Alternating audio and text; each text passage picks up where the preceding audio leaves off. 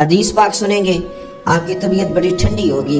میرے نبی پاک صلی اللہ تعالیٰ علیہ وسلم نے ارشاد فرماتے ہیں کہ جو بندہ سوال سے بچنا چاہے گا، ارادہ کرے گا اللہ میں نے کسی سے نہیں مانگنا، فرمایا جو سوال سے بچنا چاہے گا رب اسے سوال سے بچا لے گا، اور جو لوگوں سے بے نیاز ہونا چاہے گا کہے گا یا اللہ مجھے دنیا داروں کا محتاج نہ بنا، اپنی بارگاہ سے عطا فرما۔ جو لوگوں سے بے نیاز ہونا چاہے گا اللہ لوگوں سے بے نیاز کر دے گا، اور فرمایا جو صبر کا ارادہ کرے گا اللہ اسے صبر کی توفیق بھی عطا فرما دے گا۔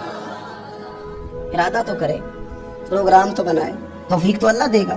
جو صبر کا ارادہ کرے گا اللہ صبر کی توفیق بھی عطا کر دے گا۔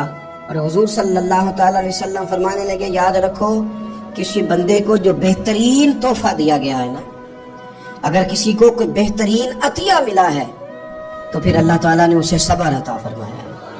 یہ بہترین تحفہ ہے، اس سے زندگی سنور جاتی ہے، اس سے انسان باوقار اور مطمئن ہو جاتا ہے، اس سے اس کے شب و روز آسانی سے بیتتے، وہ دنیا کی پگڈنڈیوں سے آسانی سے گزر کے اللہ کی بارگاہ عالی مرتبت میں سرخرو ہو کر حاضر ہو جاتا ہے۔ لیکن اگر بے حوصلہ ہو، صبر نہ ہو، پھر نقصان روز بروز بڑھتا ہے۔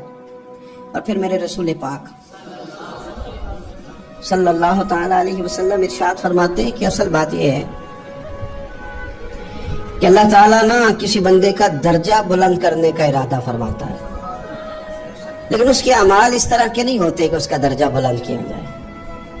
اب رب کیا کرتا ہے، اللہ تعالیٰ اس کو مال کی، جان کی، اولاد کی کسی مشکل میں ڈال دیتا ہے، اس مصیبت پر وہ بندہ صبر کرتا ہے تو اللہ تعالیٰ اس کا درجہ بلند فرما دیتا ہے۔ اعمال اس قابل نہیں تھے کہ درجات بلند ہوں، وہ اعمال کی بنیاد پر نہیں کر سکتا تھا تو اللہ نے کسی مشکل میں ڈال کے نہ اپنے فضل سے درجہ بلند کر دیا۔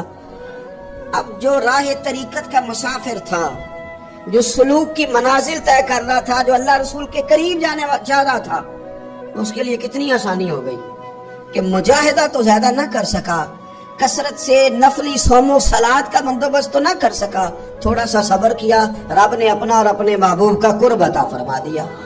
تو یہ تو آپ صبر کرنے کے لیے جب نکلے ہیں تو آپ نے تو رب رسول کو پا لیا۔ یہ صبر تو وہ والا سفر ہے جس کی جو منزل ہے وہ اللہ رسول کا قرب ہے۔ ہم لوگ تھوڑی تھوڑی باتوں میں حوصلہ ہار جاتے ہیں، صبر چھوڑ جاتے ہیں، پریشانی بڑھ جاتی ہے، پتہ نہیں ایسے محسوس ہوتا ہے کہ جیسے یہی بندہ دنیا کا سب سے دکھی بندہ ہے۔ تو ایک تو یہ کہ ذاتی حیثیت سے صبر کرے، ایک یہ کہ پھر دشمن کا جب مقابلہ ہو، آمن نصبرو و صابرو، آپ کا جب مقابلہ سامنے کسی کے ساتھ ہو تو پھر تیر، تلواریں، اسلحہ، بندوقیں یہ نہیں زیادہ لڑتی، میدانوں میں حوصلے لڑتے ہیں، میدانوں میں صبر لڑتا ہے، میدانوں کے اندر توانائیاں لڑتی ہیں۔ میدان کربلا کے اندر کوئی مقابلہ نہیں تھا تیر کا تیر کے ساتھ، تلوار کا تلوار کے ساتھ کوئی مقابلہ نہیں تھا۔ میدان کربلا کے اندر ظلم کا صبر سے مقابلہ تھا۔ فتح کے ڈنکے یزید نے بجائے تھے، جشن ابن زیاد نے منایا تھا، لیکن قیامت تک اللہ نے جو فتح عطا فرمائی ہے تو وہ حسین ابن علی کے صبر کو عطا فرمائی ہے، سیدنا امام علی مقام کے صبر کو ملی۔ عزیز بھائی، صبر ہی ہمیشہ فاتح ہوتا ہے، صبر ہی جیتا کرتا ہے، صبر ہی کامیابیاں دیتا ہے، نتیجے صبر کے نکلتے ہیں، صبر کے، حوصلے کے نتیجے ہوتے ہیں۔ ہماری جلد بازی ہمیں شکست خوردہ کر دے گی، ہمارا حوصلہ نہ ہونا ہمیں ہرا دے گا، ہم کمزور پڑ جائیں گے اگر ہم بے حوصلہ ہو جائیں۔